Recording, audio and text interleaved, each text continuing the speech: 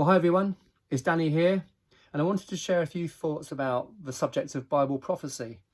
You'll know if you visited our website, becomingking.com, that we love Bible prophecy. The reason for that is very simple. The Bible contains lots of prophetic material, and we would argue that we are right in the end times and that the stage is being set for the Lord's return at any point. So we think it's something that every follower of Jesus should be very familiar with. But when you think about the subjects of Bible prophecy, it can often feel as though the Lord has revealed something to an individual, a prophet, and then goes about trying to manufacture or orchestrate events to fulfill that prediction. And that is pretty impressive anyway, and it would be very clever to us. But we exist within the dimension of time. We're in real time, so to speak. So I don't think Bible prophecy is prediction and then fulfillment from God's point of view, even though that's how it appears to us. God is revealing to a prophet not what will happen in the future. He is revealing what has happened from his perspective outside of time. And I think that's really helpful. So don't view Bible prophecy as simply a prediction and then God almost biting his nails as he tries to make something happen in the way he's described. He's revealing what did happen. So let's take a feature of Jesus' first coming. Micah 5:2 mentions that the Messiah will be born in Bethlehem. This was not a prediction and then God orchestrating loads of events to make it happen that Jesus was born in Bethlehem. He knew Jesus had been born in Bethlehem because he's revealing it from outside the dimension of time. And it's going to be the same with all the events associated with Jesus' return. They have been revealed from outside the dimension of time. So it doesn't matter what we feel about whether something should happen this way or should happen that way. We can't change anything. It's been revealed from outside of time, and it will happen. So that's the first thing. Bible prophecy is not prediction as we might think of it. God is revealing what did happen from outside of time. And why? It is an authentication device. And this is what separates God from anyone else. And it also, I'd argue, separates the Bible from any other piece of written material. God is authenticating himself as God by revealing what happened from outside of time, which is where he abides. So that's Bible prophecy. It is unique, and it is God revealing himself to be God by telling us ahead of time what has happened. And secondly, we need to remember that every prophet that was given a vision or given an insight into future events that is recorded for us in the Bible, they are using language only available to them at the time to try and reveal things which are almost impossible to describe. So, for example, there's a battle described in Ezekiel 38, an end-time battle where the nations of the world will descend on Israel. And let me read you a couple of verses in Ezekiel 38:9. It says, "You and your troops and the many nations with you will go up, advancing like a storm. You will be like a cloud covering the land." And further on it says, "You will advance against my people Israel like a cloud that covers the land." And that's an interesting description, like a cloud, twice in that section. Now maybe this is just figurative language, but I wonder whether Ezekiel wasn't being given this vision of this future attack, and it looks like a cloud. He's not seen warplanes. He has not seen loads of armies descending through the air as we're used to seeing now. It looks like a cloud covering the land.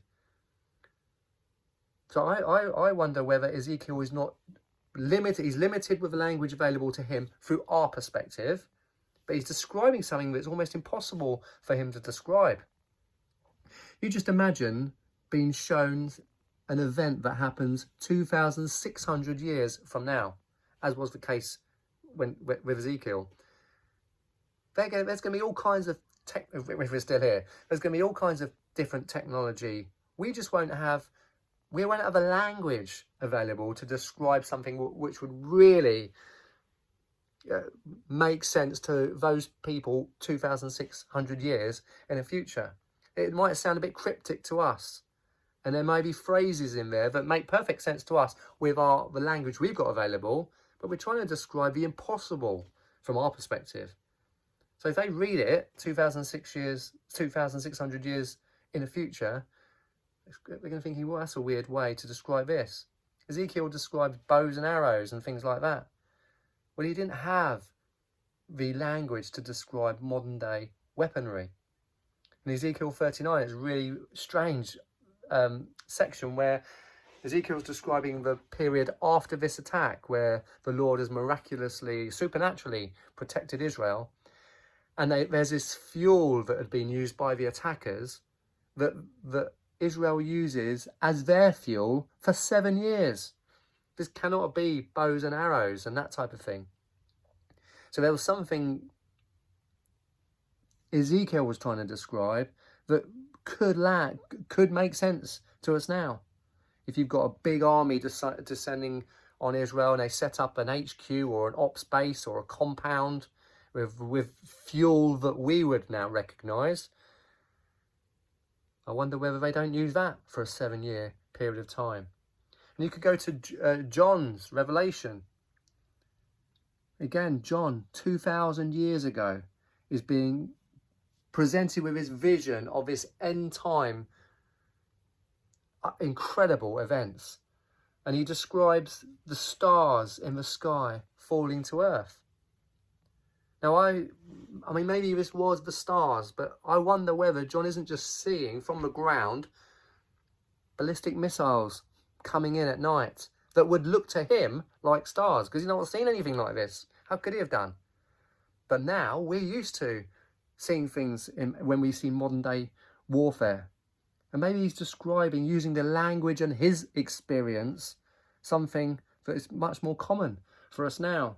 He describes the heavens receding like a scroll.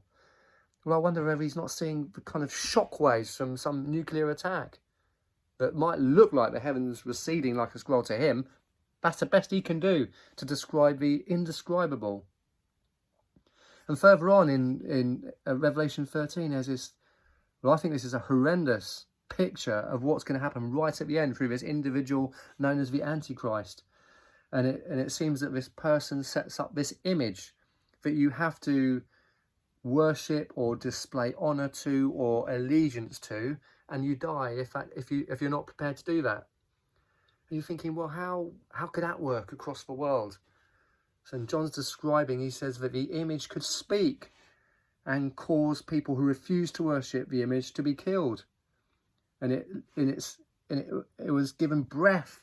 Now I wonder, with modern day apps, whether some worldwide dictator wouldn't use an app on a phone where you couldn't buy or sell unless you click allegiance to that person on an app.